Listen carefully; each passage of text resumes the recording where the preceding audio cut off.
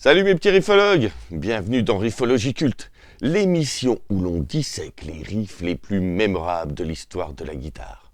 Aujourd'hui, on s'attaque à un véritable hymne rock, Seven Nation Army de The White Stripes.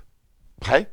Alors, affûtez vos médiators, musclez vos petits doigts, ouvrez grand vos oreilles, ça va riffer.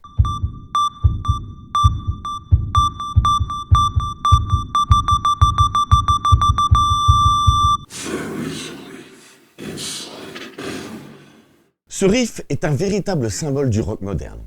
Simple, percutant, reconnaissable entre mille, c'est un motif en puissance, joué sur une seule corde, mais qui fait trembler les stades depuis sa sortie. Sorti en 2003 sur l'album Elephant, ce morceau a été enregistré dans les studios Toray à Londres, avec un équipement vintage et un son brut.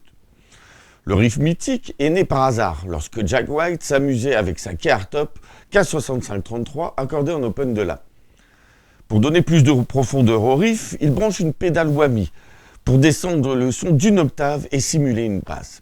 Cette combinaison unique donne toute sa puissance au riff. Ce qui est incroyable avec Seven Nation Army, comme avec beaucoup de riffs d'ailleurs, c'est que le riff était censé être un simple échauffement. Jack White l'a composé en quelques secondes, sans même penser à en faire un morceau. Il le surnommait le riff que j'utiliserai si jamais on me demande d'écrire un James Bond. Le titre Seven Nation Army vient en réalité d'une déformation linguistique. Enfant, Jack White ne savait pas prononcer The Salvation Army, un groupe caritatif américain, et disait Seven Nation Army à la place. Quand il cherche un nom pour ce morceau, ce souvenir d'enfance est revenu. Jack White joue le riff sur une guitare Key Hardtop K6533 branchée dans un ampli Silvertone 485 à lampe. Ce modèle d'ampli à lampe offre un son brut, saturé et un peu crade, parfait pour le style garage rock de The White Stripes. Le son de basse est obtenu grâce à une pédale whammy. Allez, on passe à la dissection de Seven Nation Army, mais en version débutant. On va jouer ça en accordage standard, mi, la, ré, sol, si, mi. Donc pas besoin de se compliquer la vie. Pas de bottleneck non plus, on va faire ça simple et efficace. Si t'as une whammy, tu peux la régler une octave plus bas pour retrouver le son de Jack White. Mais t'inquiète, ce n'est pas indispensable. Une bonne vieille fuse suffira largement pour retrouver le grain qu'on aime dans ce riff. Le riff de Seven Nation Army, c'est l'essence même du minimalisme bluesy. Joué entièrement sur la corde de La, Jack White exploite les degrés typiques du blues, notamment la fameuse sixte mineure Do, qui donne ce côté sombre et viscéral au morceau. On démarre à la 7e case pour le Mi. On monte ensuite à la 10e case pour le Sol.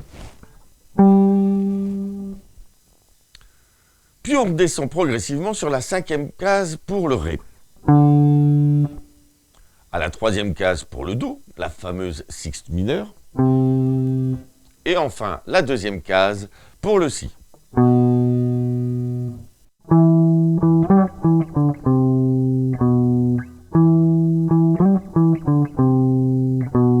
Ce qui fait toute la différence, c'est l'attaque franche et le groove de la main droite.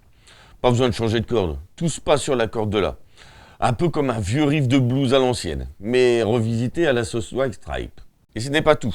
Le refrain commence et se termine par 2 accords supplémentaires.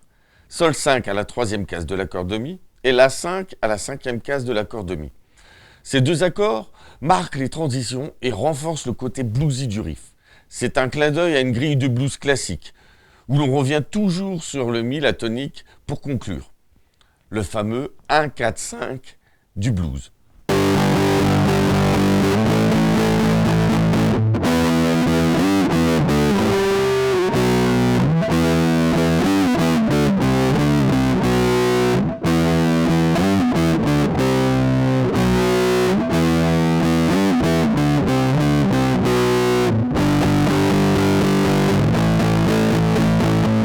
Tu vois, même riff, mais plus massif, plus percutant.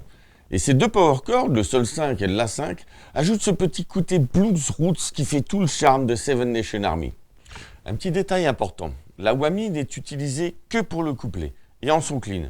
C'est elle qui permet de descendre une octave en dessous et de reproduire ce côté massif.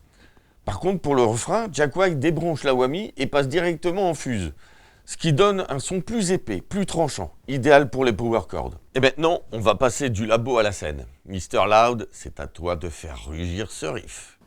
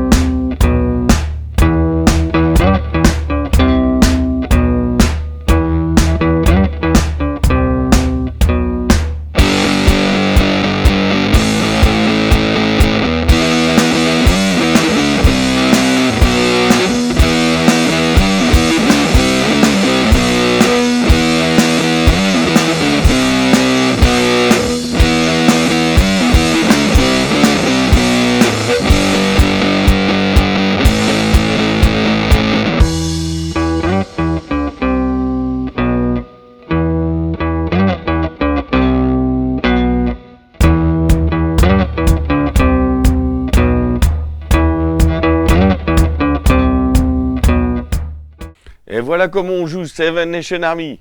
J'espère que cette analyse t'a été utile. Dis-moi en commentaire si t'as réussi à le jouer. Et abonne-toi pour d'autres riffologies cultes.